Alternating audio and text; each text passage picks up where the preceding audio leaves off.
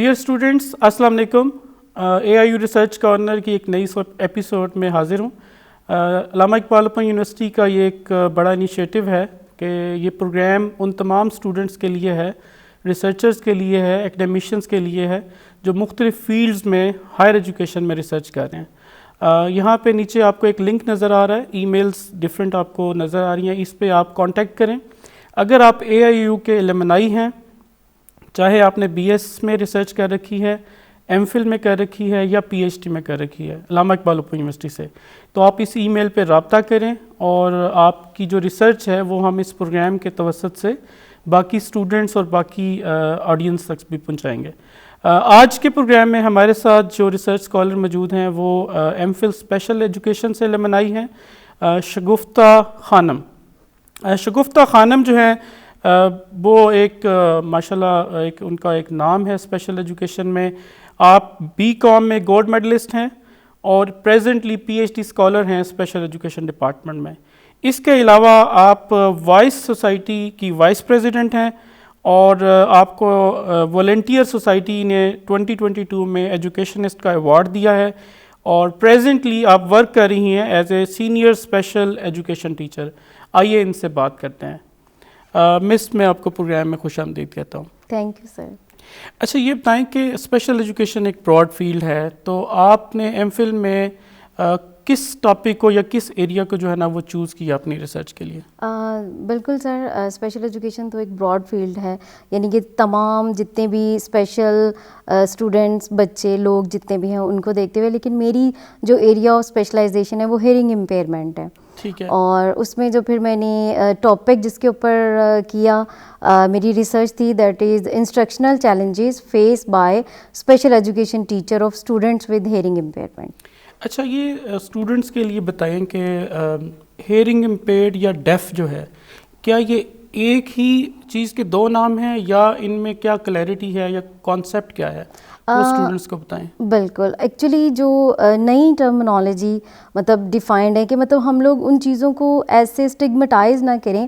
وہ مطلب پرانی ٹرمنالوجیز ہوتی وہ ڈیف ہے، جیسے کہ ڈیف اینڈ ڈم ٹرمنالوجی کو یوز کی جاتی تھی، تو نئی ٹرمنالوجی ہے ہیئرنگ امپیئرمنٹ، جس کی کہ مطلب ہیئرنگ امپیئرمنٹ پہ ڈفرینٹ لیولز آ جاتے ہیں کہ آیا کہ آپ کی ہیئرنگ جو بچہ ہے جو سن نہیں سکتا وہ مائلڈ، ماڈریٹ، سویئر یا پروفاؤنڈ، یہ اس کی مزید آگے سے مطلب لیولز ہیں، کیٹیگریز ہیں کہ وہ ہیئرنگ امپیئرمنٹ کے کس لیول پہ اس کو ہم ہیئرنگ امپیئرڈ اسٹوڈنٹ کہیں گے. ٹھیک ہے، یعنی کوئی اسٹینڈرڈ آپ نے رکھا ہوا ہے، کچھ ویلیوز ہیں جن کو جب وہ میٹ کرتا ہے تو ہم کہتے ہیں یہ مائلڈ امپیئرڈ ہے، یہ پروفاؤنڈ ہے یا اس میں سیویئر ہے.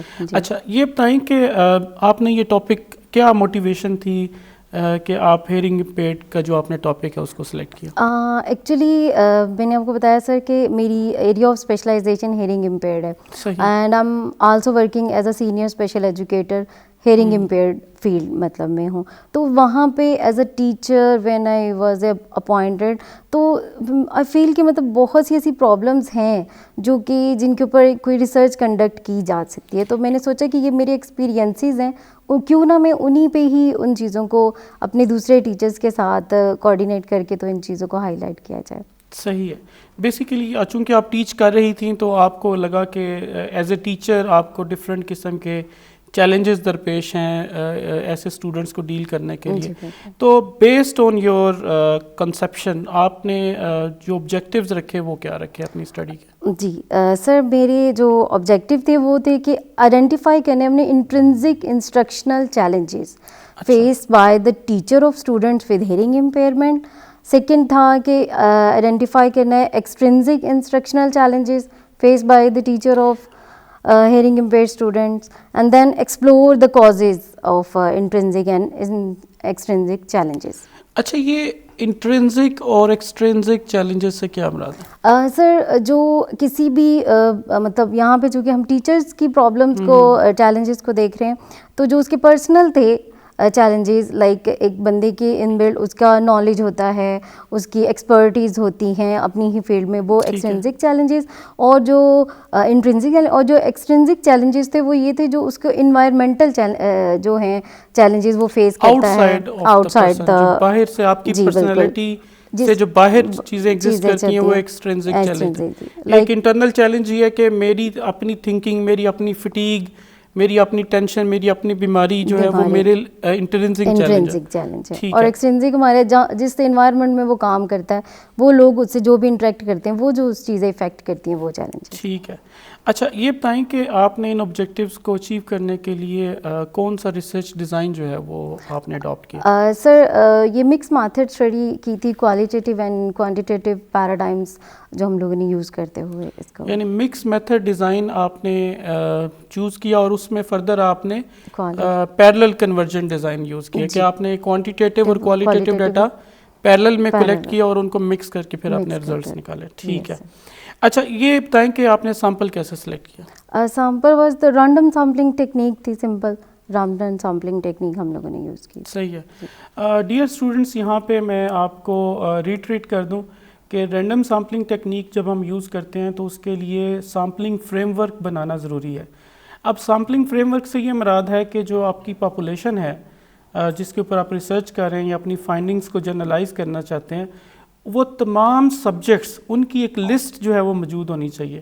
مثال کے طور پر اکرم ہے, شاہد ہے, زاہد ہے, آپ کے پاپولیشن پوری کی پوری جب ان لسٹ ہو جاتی ہے ورڈ کی فارم میں یا ایکسل کی فارم میں, تو ہم اس کو کہتے ہیں یہ ہمارا سیمپل فریم ورک بن گیا. سیمپلنگ فریم ورک ہوگا تو ہی آپ سمپل رینڈم سیمپلنگ اس میں کر سکیں گے. اگر آپ کے پاس سیمپلنگ فریم ورک موجود نہیں ہے تو آپ پھر سمپل رینڈم سیمپلنگ یا ایون رینڈم سیمپلنگ کی کوئی بھی ٹائپ آپ نہیں کر سکتے, چاہے وہ اسٹریٹیفائڈ ہو, چاہے وہ کلسٹر ہو, چاہے وہ ملٹی سٹیج ہو.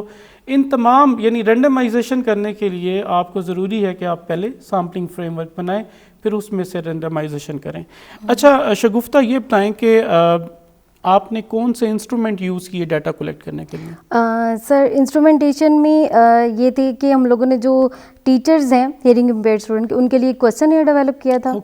اور اس کے ساتھ ایک observation check list, participant observation check list تھی جو کہ باقاعدہ جا کے ان ٹیچرز کو آبزرو کر کے کی. And then structure interview guide ایک ڈیولپ کی for the directors and the principals. Basically تو کوانٹیٹیو اور کوالٹیٹیو ڈیٹا آپ نے دونوں ہی لینے کی کوشش کی.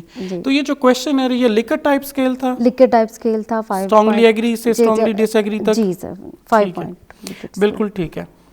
اچھا یہ بتائیں کہ ڈیٹا انالیسس کیسے کیا آپ نے؟ Data analysis was on the Innova and ہم لوگوں نے فریکوینسی کی, اور اس میں اسپیشلی ہم لوگوں نے جب انووا یوز کیا تو ہم لوگوں نے دیکھا کہ جو ٹیچرس اور اربن اور رورل ایریاز میں ہیں ان کی کون کون سے انسٹرکشنل اینڈ جو ہیں چیلنجز ہیں, انٹرنزک ایکسٹرنزک, اس کے بعد میل فیمیل, یہ سارے چیلنجز کو دیکھتے ہوئے ہم لوگوں. ٹھیک ہے. اچھا ڈیئر اسٹوڈنٹس, میں یہاں پہ ایک بات ریٹریٹ کر دوں کہ ہم ون وے انووا یا انڈیپینڈنٹ سیمپل ٹی ٹیسٹ جو ہے وہ کب لگاتے ہیں. دیکھیں جب آپ کے پاس انڈیپینڈنٹ جو ویریبل ہوتا ہے اس کے اگر 2 فیکٹرز ہوں جن کے درمیان آپ مین سکورز کو کمپیئر کر رہے ہیں اور سگنیفیکنٹ فرق دیکھ رہے ہیں 2 فیکٹرز کے دوران, اگر صرف 2 فیکٹرز ہیں تو ہم وہاں پہ انڈیپینڈنٹ سیمپل ٹی ٹیسٹ بھی لگا سکتے ہیں اور ون وے انووا بھی لگا سکتے ہیں. لیکن ون وے انووا جنرلی 2 یا 2 سے زیادہ فیکٹرز کے مین سکورز کو کمپیئر کرنے کے لیے لگایا جاتا ہے. یعنی ٹی ٹیسٹ تو انڈیپینڈنٹ سیمپل ٹی ٹیسٹ صرف 2 فیکٹرز کے مین سکورز کو کمپیئر کرنے کے لیے لگایا جاتا ہے, جبکہ انووا 2 فیکٹرز کے اوپر بھی لگ سکتا ہے اور 2 سے زیادہ فیکٹرز کے اوپر بھی لگایا جا سکتا ہے. اور وہ یہ بتاتا ہے کہ یہ جو 3 فیکٹرز ہیں یا 3 گروپس ہیں ان کے مین سکورز کو کمپیئر کر کے بتائے گا کہ کیا ان 2 یا 3 مین سکورز میں سگنیفیکنٹ فرق پایا جاتا ہے کہ نہیں پایا جاتا. تو جیسے شگفتہ نے بتایا کہ جو آپ کے پاس لکر ٹائپ اسکیل ہوتا ہے, مثال کے طور پر اگر آپ نے وہاں پہ 2 گروپس کے مین سکور کو کمپیئر کرنا ہے تو وہاں پہ آپ independent sample T test use کر لیں اور انووا بھی یوز کر سکتے ہیں. اسی طرح جو کوالٹیٹیو ڈیٹا آتا ہے انٹرویو سے, وہاں پہ آپ کوڈنگ کرتے ہیں, ڈسکرپٹیو کوڈنگ ہوتی ہے, اوپن کوڈنگ ہو سکتی ہے, تھمیٹک انالیسز ہو سکتا ہے. ٹھیک ہے. تو پھر ان جو ان کی فائنڈنگز آئیں انہوں نے پھر مرج کر کے اپنی جو ہے یہ رزلٹس جو آئے کوانٹیٹیو اور کوالیٹیٹیو کے ان کو مرج کر کے انہوں نے پھر فائنڈنگ لکھی. اچھا مس شگفتہ یہ بتائیں کہ جب آپ نے انالیسس کر لیا تو اس کے بعد آپ نے کیا فائنڈ آؤٹ کیا کہ ٹیچرز کو جو ہیئرنگ امپیئرڈ اسٹوڈنٹس کو ڈیل کر رہے تھے ان کو انسٹرکشنل جو چیلنجز آ رہے تھے وہ کون کون سے چیلنجز جو ہے نا آئیڈینٹیفائی ہوئے؟ سر ان کی up to date knowledge of intrinsic میں اگر بات کریں تو ان کا اپ ٹو ڈیٹ نالج نہیں تھا. لائک ان کی ایکسپرٹیز جو اسپیسیفکلی سائن لینگویج میں ہونی چاہیے وہ والی اس میں لے کر رہے تھے. اس کے علاوہ ان کو مطلب ڈفرینٹ ایسی جگہ پہ پوسٹ کر دیا جاتا تھا کہ ان کو فیملی پرابلمز آتے تھے, ان کی فیملی ڈسٹرب ہوتی تھی. اس کے علاوہ ان کے لیے پری انسینٹیوز جو تھے وہ بڑے لو تھے جس کی وجہ سے مطلب ایسے چیلنجز ان کو یہ والے مین چیلنجز یہ فیس کرنے پڑے. تو آپ کیا سمجھتی ہیں کہ اس کی کیا وجوہات تھیں کہ یہ والے چیلنجز پرٹیکولرلی ٹیچر فیس کر رہے تھے؟ سر جب آپ کی ہائی لیول کے اوپر کوآرڈینیشن اور جو پالیسی میکنگ ہے وہ ٹھیک نہ ہو تو ڈیفینیٹلی پھر یہ چیلنجز آگے مطلب آتے ہیں کہ مطلب وہ نہ دیکھے کہ جی اگر یہ اس ایریا کا ہے, لاہور کا ٹیچر ہے, ہم اس کو بہت ریموٹ ایریا میں کہیں پوسٹ کر دیتے ہیں تو ڈیفینیٹلی اس کی پھر جو انٹرنزک پرفارمنس ہے وہ افیکٹ ہوتی ہے. ٹھیک ہے. اچھا آپ بیسڈ آن دیز فائنڈنگز آپ کیا ریکمینڈ کرتی ہیں کہ ان فائنڈنگز کی بیس پہ گورنمنٹ کو کیا کرنا چاہیے اور فیوچر ریسرچر کے لیے بھی آپ کچھ ریکمینڈ کریں؟ گورنمنٹ کو میں یہ ریکمینڈ کروں گی کہ مطلب اتنی ہائی لیول کی اچھی ٹریننگز جو کہ ان دونوں چیلنجز کو مطلب ریڈیوس کرتے ہوئے جو ٹیچر پرفارمنسز ہیں ان کو بیٹر کریں, ایسی ٹریننگ ارینج کریں, ان کو میکسیمم مطلب اٹریکٹیو پے اسکیلس دیں تاکہ وہ اپنی پرفارمنس اور اس میں کوئی اٹریکشن فیل ہو, وہ انٹرسٹ کے ساتھ کام کر سکیں. اور دوسرا ان کے ساتھ جو ہے ان کا مطلب چیک آؤٹ بھی رکھے کہ آیا کہ وہ ان اسٹینڈرڈس کو میٹ کر رہے ہیں یا نہیں جو ان کے لیے مطلب سیٹ آؤٹ کیے ہوئے ہیں پہلے. بیسیکلی آپ یہ سمجھتی ہیں کہ جو آلریڈی ٹیچرز پڑھا رہے ہیں ان کی ٹریننگ نہیں ہے, ان کو سائن لینگویج نہیں آتی اور وہ پراپرلی جو ہے کلاس میں ان اسٹوڈنٹس کو ڈیل نہیں کر پا رہے, تو اس کے لیے ایک براڈ اسپیکٹرم میں جو ٹریننگ کی ضرورت ہے ان ٹیچرز کو. اچھا یہ بتائیں کہ یہ جو ایریا ہے ہیئرنگ امپیئرڈ کا اور اس میں جو ٹیچنگ کی بات ہو رہی ہے تو آپ کیا سمجھتی ہیں کہ اور کون سے اس سے جڑے ہوئے ایریاز ہیں جن میں اسٹوڈنٹس جو فیوچر کے اسٹوڈنٹس ہیں وہ اس پہ ریسرچ کر سکتے ہیں؟ بالکل سر, ویسے تو ظاہر ہے ٹیچنگ اور انسٹرکشنز یہ بہت براڈ ایریا ہے, لیکن میں چاہوں گی کہ وہ اگر اپنی انہی جو چیلنجز ہیں لائک انٹرنزک چیلنجز ہیں انہی کو ہی اگر مطلب انہینس کرتے ہوئے اپنی فیوچر مطلب ریسرچز کریں تو دیٹ از موسٹ مطلب ہو کہ اپنی نالج کو انہینس کریں, تو وہ کون سی ہونی چاہیے ریسرچز, لائک یہ ریکمنڈیشن میری ہوں گی. ٹھیک ہے. آپ سمجھتی ہیں کہ کوئی فردر انٹرونشنز کی جائیں, کوئی ایکسپیریمنٹل اسٹڈیز کی جائیں تاکہ جو ان کے انٹرنزک چیلنجز ہیں ان کو ڈیل کیا جا سکے یا ان کو ریڈیوس کیا جا سکے؟ اچھا یہ بتائیں کہ اس اسٹڈی کا, ان فائنڈنگز کا سوسائٹی کے ساتھ کیسے آپ لنک جوڑتی ہیں کہ کس طرح سوسائٹی اس ریسرچ سے بینیفٹ حاصل کر سکتی ہیں؟ بالکل. سوسائٹی میں چونکہ ہم لوگ بات کر رہے ہیں اپنی ہیئرنگ امپیئرڈ ساری اس کیٹیگری کے بچوں کی, تو اچھے ٹیچرز ہی اچھا مطلب ایک اسٹوڈنٹ پروڈیوس کر سکیں گے. اور وہ ہیئرنگ امپیئرڈ اسٹوڈنٹ جن کا کمیونیکیشن گیپ بہت ہوتا ہے, تو ایسے جو ہیں سوسائٹی میں وہ لوگ ایزیلی کمیونیکیٹ کر سکیں گے اگر ہم ان کو اچھے ٹیچرز دیتے ہیں تو. صحیح ہے. ظاہر سی بات ہے کہ چونکہ آپ کی اسٹڈی نے انٹرنزک اور ایکسٹرنزک چیلنجز جو ہیں وہ آئیڈینٹیفائی کر کے دیے, تو یہ ایک ایڈیشن ٹو لٹریچر ہے. یہ ان تمام لوگوں کے لیے ایک انفارمیشن ہے جو ہیئرنگ امپیئرڈ کو ڈیل کرتے ہیں یا اسپیشل ایجوکیشن کے اسپیکٹرم میں موجود ہیں, کہ کون کون سے چیلنجز ہیں اور ان کو اگر دور کر دیا جائے, ان چیلنجز کو آسان کر دیا جائے تو اس سے ہیئرنگ امپیئرڈ جو ڈپارٹمنٹ ہے یا اسٹوڈنٹس ہیں ان کے لیے بہت فائدہ ہوگا. اور وہ ظاہر وہ جب سوسائٹی کا حصہ ہیں تو وہ اپنے آپ کو ایک لائف لانگ لرننگ وہ کریں گے اور معاشرے کا ایک اچھا فرد جو ہے نا وہ ثابت ہوں گے, جو پروڈکٹیو ہوگا نہ صرف اپنے لیے بلکہ اپنے دوسروں کے لیے, لوگوں کے لیے جو اس کے گھر میں موجود ہیں, جو اس کے معاشرے میں موجود ہیں. اچھا یہ بتائیں کہ آپ کے جو آپ نے ظاہر ہے پوری ایک ریسرچ کی ہے, ایم فل آپ نے یہاں سے کیا, اب آپ پی ایچ ڈی اسکالر بھی ہیں, تو جو آپ کے لرننگ ایکسپیرینسز رہے ہیں ریسرچ کے وہ کیسے رہے ہیں آپ؟ سر لرننگ ایکسپیرینسز تو بہت اچھے تھے، کیونکہ ہماری جو سپروائزر ہے میری doctor Tanzila Nabeel ma'am is so nice and so kind.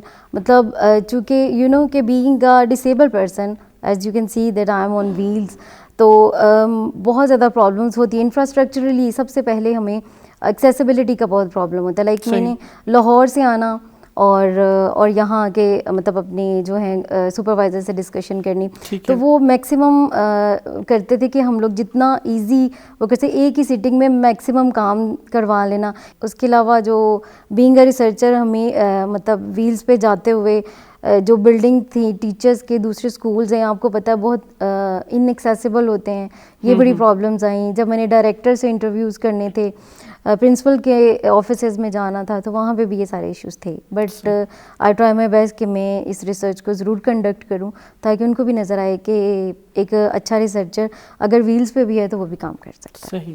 اچھا، کچھ اسٹوڈنٹس کے لیے جو اسپیشل ایجوکیشن ڈپارٹمنٹ کو جوائن کرنا چاہیں ان کے لیے کوئی میسج آپ دینا چاہیں؟ بالکل سر، میں تو یہ کہتی ہوں کہ آپ آئیں، کیونکہ اسپیشل ایجوکیشن ڈپارٹمنٹ میں جو اسپیشل ٹیچرز ہیں، I always use a sentence کہ ہم لوگ کوئی عام لوگ نہیں ہیں، ہم لوگ اللہ کے بڑے کچھ سلیکٹیو لوگ ہیں جو کہ ان لوگوں پہ، ان بچوں پہ، ان خاص بچوں کے اوپر سلیکٹ کیے گئے ہیں، اور ہم انہیں پڑھائیں، آ کے سیکھیں کہ ان کو کس طرح ڈیل کیا جاتا ہے. میں ان کو ضرور کہوں گی کہ وہ آئیں اور یہ کار خیر میں ضرور حصہ لیں.